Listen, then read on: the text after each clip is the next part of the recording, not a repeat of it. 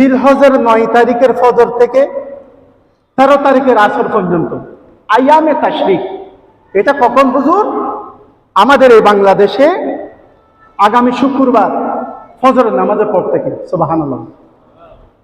আগামী শুক্রবার ফজরের নামাজের পর থেকে আমাদের এই বাংলাদেশে জিলহজের 9 তারিখ শুরু হবে।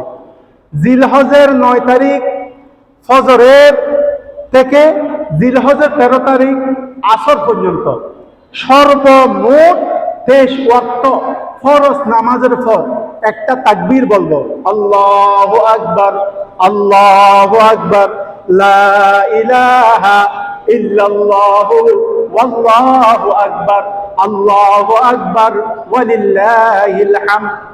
এই তাকবীর তাশরিক পড়াটা ওয়াজিব। পুরুষরা বড় করে পড়বে আর নারীরা ছোট করে পড়বে।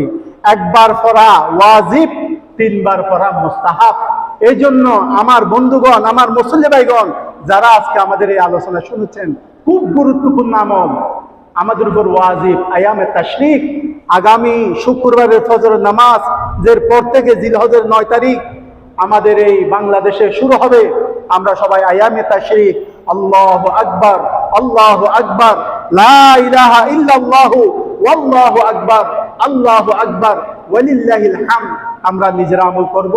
আমাদের বিবি, আমাদের মা বোন, মহিলাদেরকে আমরা এই কথা বলে দেব ইনশাআল্লাহ।